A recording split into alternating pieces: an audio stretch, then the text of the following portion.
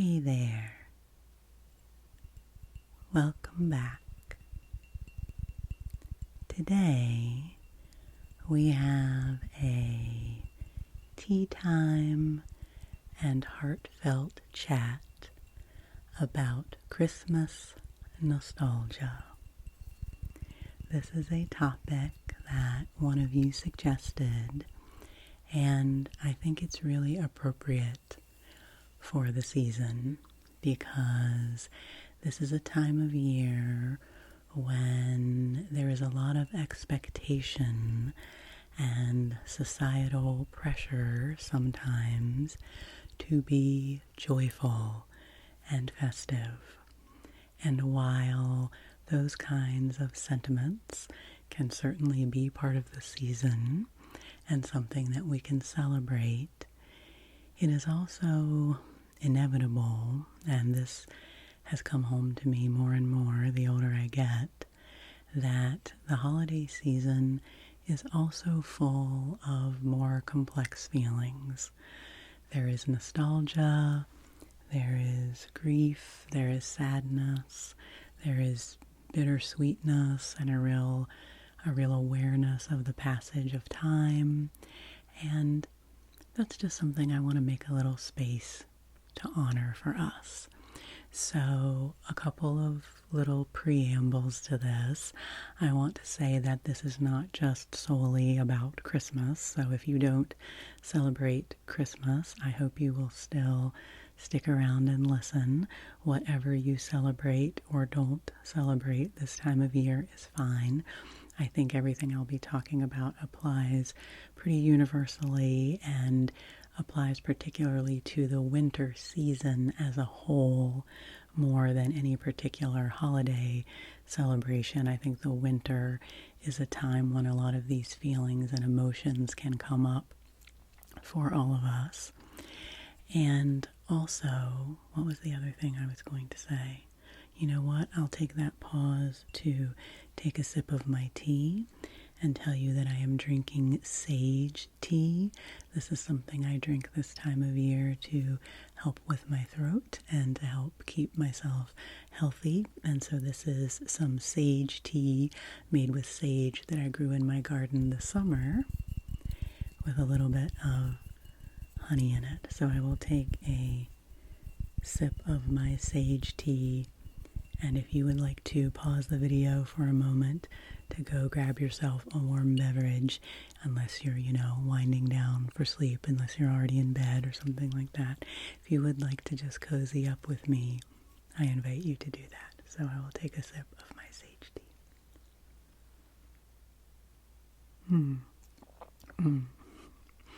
And it does have some little bits of sage in it. So this is a tea that I have to chew a tiny bit. Okay. So I'm glad to have a little moment of levity there, because the other thing I was going to say was that I do want to give the disclaimer that I am going to talk a little bit in this video about some sad things. I'm going to talk about some people that I miss in my life and some things that I feel nostalgia and grief around. And I'm not going to go into any details of that, but I do just want to say that if you are feeling particularly tender right now as you're coming into this video, if you've experienced a recent loss or are just feeling these kinds of feelings strongly, I hope that this video might be helpful to you and help you to know that you're not alone in those feelings and that it's a universal experience to have these kinds of complex emotions surrounding love and how we feel about things that we've lost. But if this becomes too emotional for you, or if anything I'm talking about is bringing up emotions that feel too strong, please do take care of yourself and step away and, find yourself some support and some resource in your body or with someone who cares about you, because I want you to take good care of yourself, and that's what's most important to me. That's That's my whole purpose in doing these heartfelt chat videos, is that I want to make a space for us to all feel safe to connect about our emotions and about things related to mental health and emotional health. And I want you to feel good and feel secure in this setting. So that's my goal. So I will start by saying that I have this mug, this Christmas mug, that has a cute little deer with a red bow on it that belonged to my grandmother, my dad's mom, and was passed on to me by my aunt, my dad's sister. And I have quite a collection of Christmas mugs from different places, some from my family and some that Justin and I have bought, mostly at tag sales and church Christmas bazaars and things like that over the years. We have some really kind of funny, quirky ones.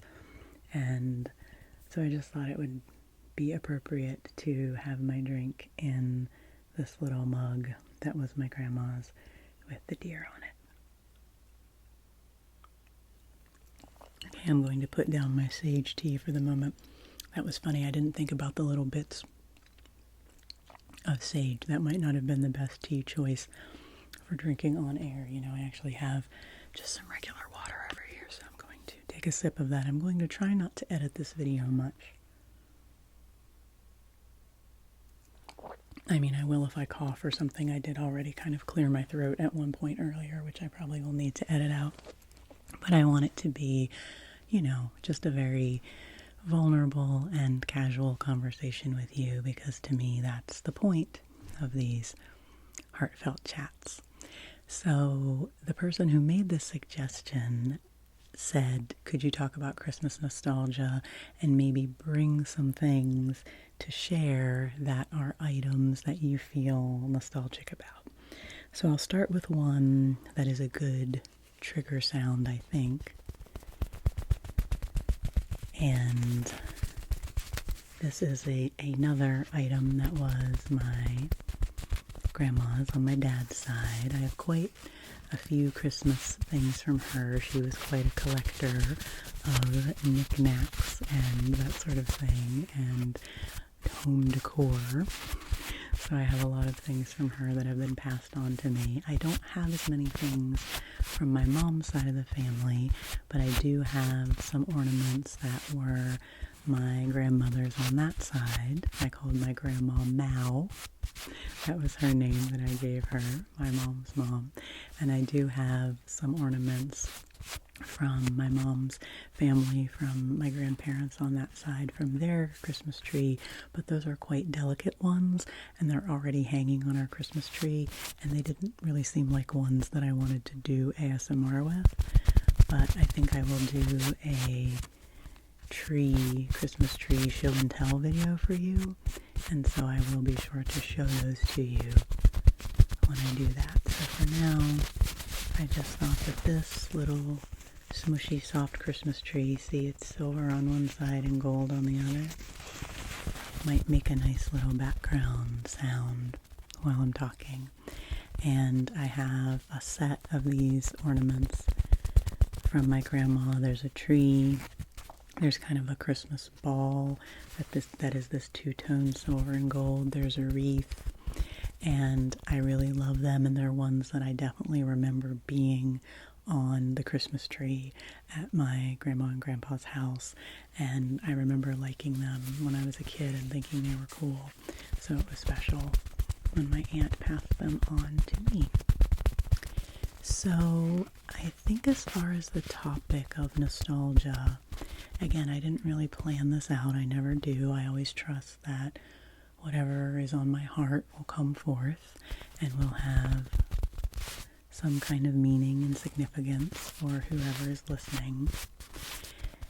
That it has just really become so apparent to me over the last few years especially that love and caring for people and having the wonderful gift of relationships in our life inevitably means that we also have to deal with sadness and grief and loss. When those relationships change, or when people pass away, when things become different in our lives over time. And I think that Christmas, one of the reasons Christmas is such a nostalgic time and brings all that up. I mean, of course, obviously for many people it's a time when families come together, so there are memories around that. And for those who have difficult relationships with their families, it's a time when those things can really be highlighted, and perhaps the absence of those kind of connections are really heightened, and you really feel those things a lot in places where there are not strong relationships, or places where you wish things could be different. And there's that expectation sometimes that everyone is having a perfect Christmas card holiday season where everything is just perfect, and no one has that experience, friends. I mean, really, I really don't think that anyone has that experience. I mean, yes, we can have joyful times and beautiful times of connection and gratitude and fellowship with the people that we care about, but there's not perfection.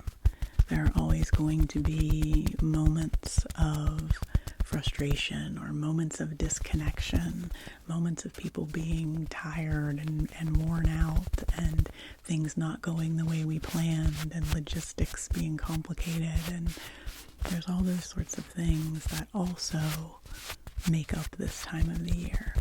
And so I think just to acknowledge all of those things is important. And I have come to see Christmas, which I celebrate, and this time of year as a real time of remembrance, as a time to remember with fondness people in my life who I do not have anymore, and to make a real effort to be in the moment with the people that I do have right now, so that I am creating moments to have for the future, so that I am creating the life right now that I want to hold with me and take with me and carry in my heart throughout the rest of my days. And I just feel this so keenly with my niece right now, who is 4 years old, and so is in the height of wonder about the world. She's learning so fast. She has such big emotions and a big imagination, and everything in life is so vivid to her. Everything is in Technicolor, I feel like, in the way she experiences things. And so I am doing my best to enjoy spending time with her. Oh, there goes my Christmas tree. Let me pick up my Christmas tree.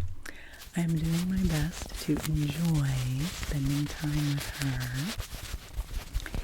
and really take in all these fun moments with her, but not grasp to it too hard, to know that she is growing and she is changing, and that to try to hold on to any one moment and say, I have to keep it this way and it can't change, is only going to cause suffering. I've actually been listening to a YouTube channel that is a person who talks about Buddhist teachings. I think it's called, is it called Moon Mind?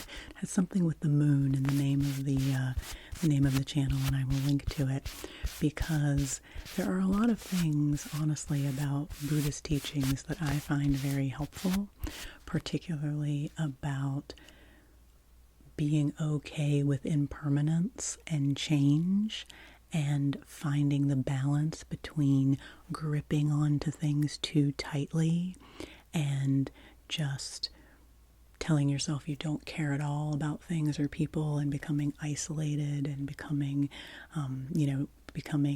disconnected, of finding that balance of caring for others and having that connection, but holding things lightly, not trying to control and keep things from changing, because that will just create suffering, because life is always changing. So at this time of the year, I am trying my best at the, grand age of 46, as I try to cultivate wisdom in my life, to see this as a time to celebrate change, to look back at all the change that has happened in my life, to celebrate and remember the holiday seasons when I was a child, to think about all the people that I care about and times that I spent with them, to think about the warmth and the generosity of this time of year, of people coming together during the cold weather, of the different communities I've been a part of, the church community that I was a part of growing up. And, we always had these beautiful candle lighting services and things like that that meant a lot to me in the holiday season. And, now I'm a part of different communities. I have different groups of people in my life that are important to me, and I still tap into some of those things. Just yesterday, Justin and I watched online the wonderful Christmas concert put on by a church out in the Chicago area that a really good friend of ours is the pastor of that church. And this is a great example of nostalgia, because this is a person that he and his wife are really good friends of ours. They used to live out here near us. We have a lot of great memories with them. Now they live in a different part of the country. We don't get to see them very often. And so I feel a lot of nostalgia around our times together. And this is an example of how, in ways that I can, I stay connected to them, that we sometimes watch their church services and church activities online, because that's an amazing way that we can stay connected in this modern era that we live in. And I just like to tap into those kinds of things that help me reconnect to things that have been important to me over the course of my life, and help me feel connected to people I care about. I already feel like I'm not going to judge my rambling in this video. Let's stop right now and take a moment to just say that these things are complicated to talk about, and so whatever comes up for me is fine. Okay, I'm going to switch to another item. This is a Christmas ornament that I have had ever since I was a kid. And so I thought I would share it with you. Don't know how much of a sound it will make, but it's a little mouse, and it has my name on it. Devan. And as someone with an unusual name, I have never had a lot of things throughout my life with my name on them, unless someone specifically made them for me. See, the mouse has, it's a two-sided mouse, the tail on the back here. And this was painted for me when I was a pretty small child by my mom's good friend Bonnie. And my mom and Bonnie have been friends since they were little kids, and were friends all through their life together. So that's pretty cool. And Bonnie made me this little mouse when I was a child, and was a good friend. And my sister and I were friends with her daughter, and our families have had a lovely connection all through the years. And Bonnie also made my wedding dress when Justin and I were married. So that's a pretty cool thing. And so having this ornament that I hang on the tree every year makes me think of her. And of course, is a very special connection to my mom as well, and all of the wonderful love that my mom has brought into my life, and all of the wonderful people that she has brought into my life, from my mom being the kind person that she is, and her having cultivated a lot of friendships and connections with a lot of people in her life that my sister and I have gotten to benefit from. And my sister has an ornament like this. Hers is a little angel with her name on it that Bonnie made for her. And so I just wanted to show you this. I went up to the Christmas tree and thought, okay, I'll just pull this off to show you as an example of something from my childhood that I remember hanging on the Christmas tree when I was a kid. And it's special to me. Don't know how it might sound, but it's special to me that I still have it. And then something else that I brought. Now this is the part where I am going to talk a little bit more about loss. This is a Christmas star that was made for me and Justin by hand. Obviously, it's very homemade. And this was made for us by our dear friend Seth. And Seth passed away 12 years ago, and he was only 29 when he passed away. And he was a remarkable person, so incredibly kind and funny, and just one of those people that made you love life more because he loved life so much, and was such a person that was always in the moment and experiencing things as fully as he could. And he was just a very uplifting person to spend time with. And there was a time once around the holiday season when he was at our apartment, when Justin and I lived in an apartment when we were first married, and we had a little tabletop Christmas tree out as a decoration.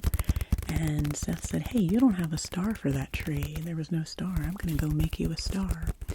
So we went into our kitchen and pulled some cardboard out of the recycling and cut this star shape and found the ribbon that we had among our decorations. This is from some ancient package. And then he took this piece, which I think was a piece of mistletoe, and used to actually have more to it than this. Just the twigs are left now. And put got some aluminum foil out of the kitchen and wrapped the cardboard in aluminum foil and made us this very special star. And after he passed away, we actually learned that he had made stars like this for quite a few people. It was just kind of something that he did when he was in people's homes and saw the need for a Christmas star. He would make one. So I just wanted to take a moment in this video. I thought, first of all, that this would be fun to tap on.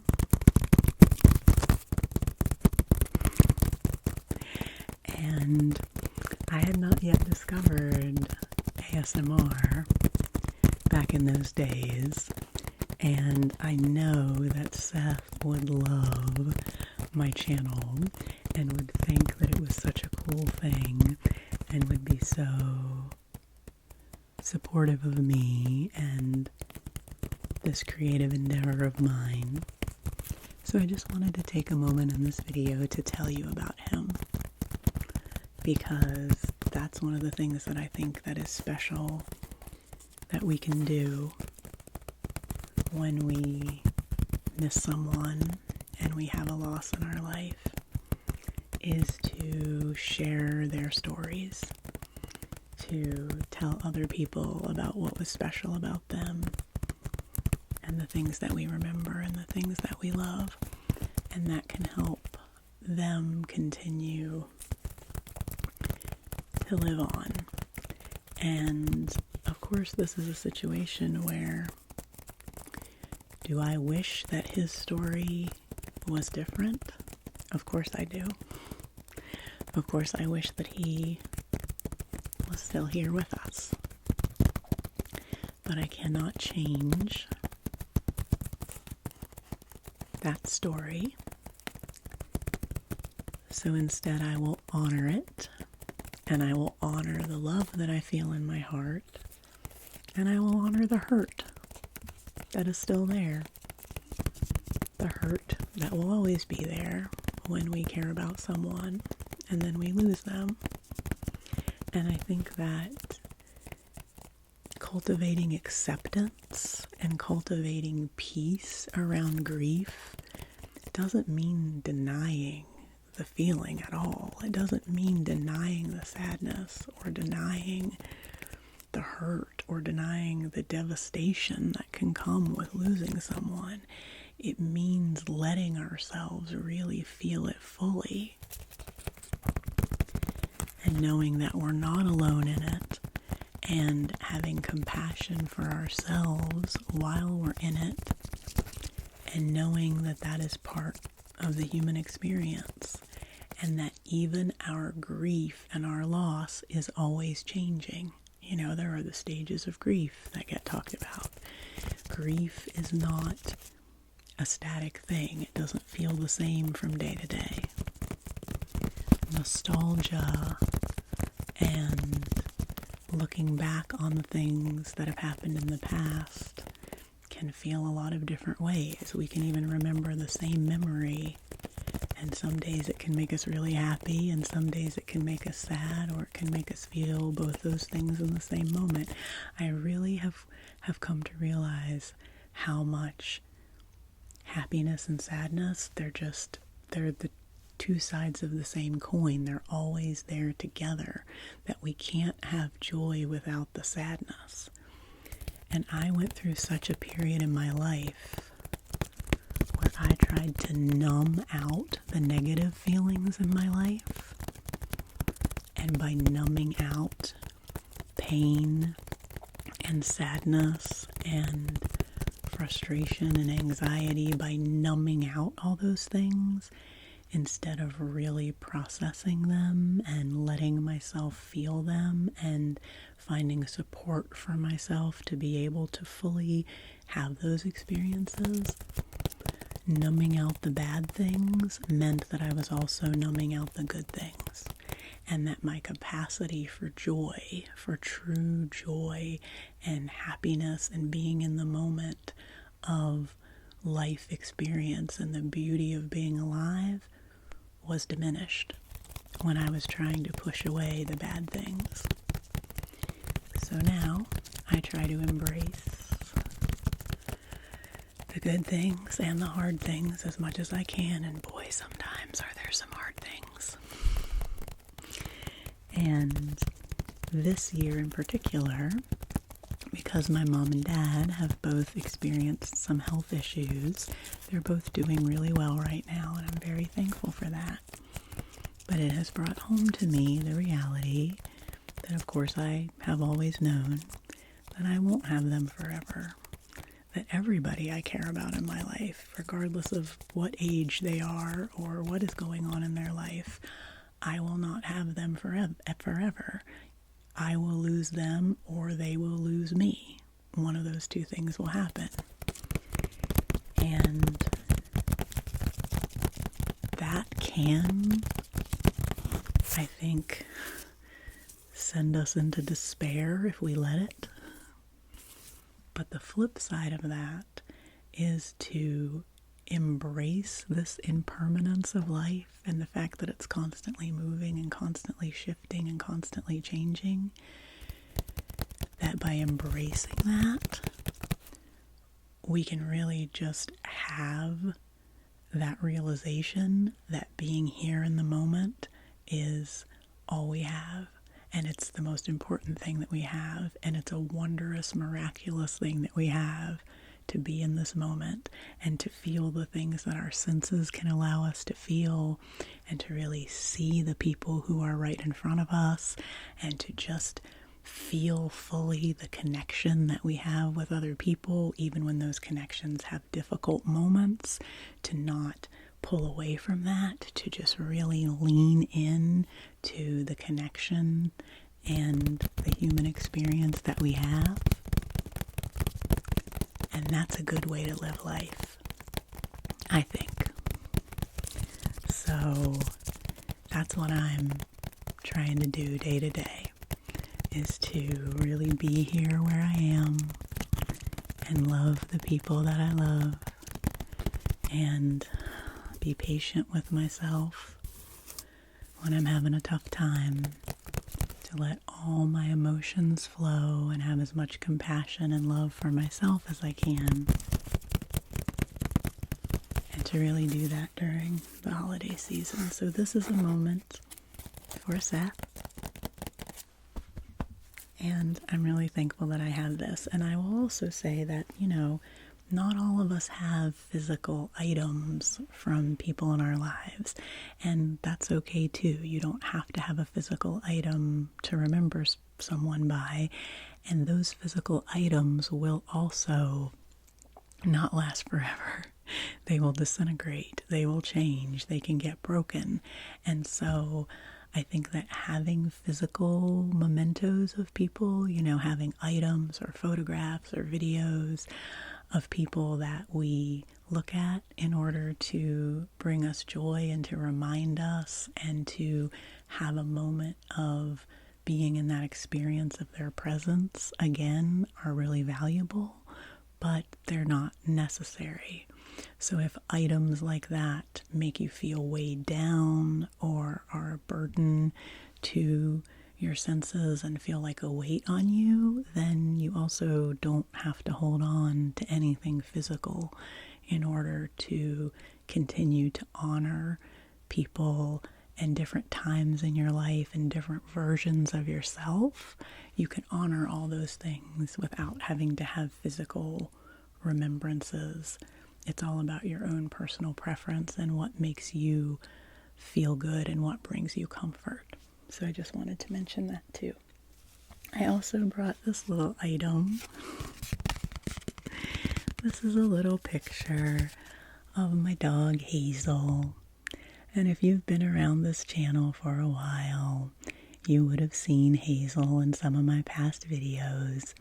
She was our dog for many years.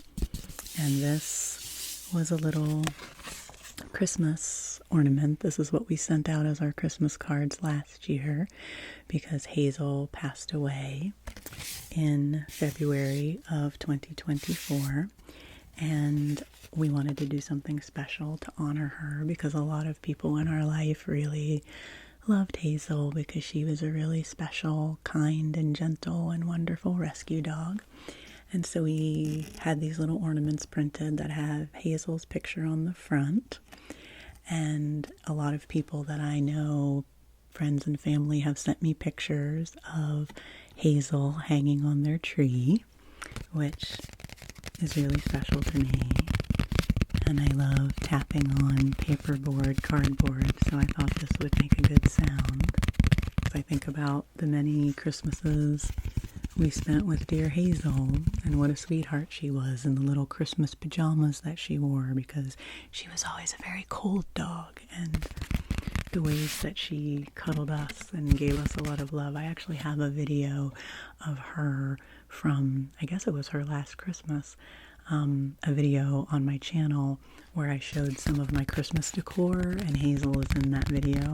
I will link to that video. I think I also did a video last year about grief at the holidays. That's just coming to me right now, so I'll link to that too. It's a common theme for me, I think. But we sent out this card with Hazel on the front, and then on the back is the picture of us getting Foxy as a new puppy, which we did in August of 2024. So I think this is just a very, it's a very good example of that sort of thing, that like I feel the nostalgia and the loss of losing Hazel, and I also feel the joy of having Foxy in our life. And I mean, that's the kind of thing with having pets, because pets do not have the lifespans of humans.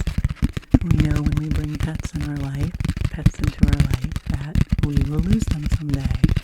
And even though Foxy is very young, her life is very precious to me. And it's funny because she's such a rambunctious puppy still sometimes. And, we've had people say to us, well, once she gets a little older, she'll calm down. And that's great, but I don't want to wish away any of her life. I want to enjoy all Foxy's phases of puppydom She's so much bigger than this now. One of you said you wanted to see Foxy in a video. I should get Foxy back into a video for all of you. But I just wanted to show you, because I wanted to share this with this community. I don't think I did that last year. A little holiday moment with Hazel, and then with Foxy. And of course, this has already changed. Foxy is much bigger, and life continues to move on.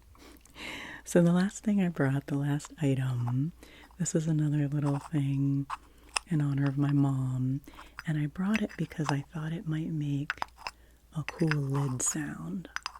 So I don't know if it'll be too loud or if this ceramic sound might be a little jarring, but it's a little mouse on top of a package, and it has a candle in it, which has never been burnt. A candle in it which has never been burnt. I think this is from Avon. I'm pretty sure this was from Avon. And this was a decoration that we always had in my house when I was a kid. And my mom passed it on to me. And sometimes I've put it in my bathroom at the holidays, but this year I put it on the shelf up here as part of my holiday setup. I took it down for this video.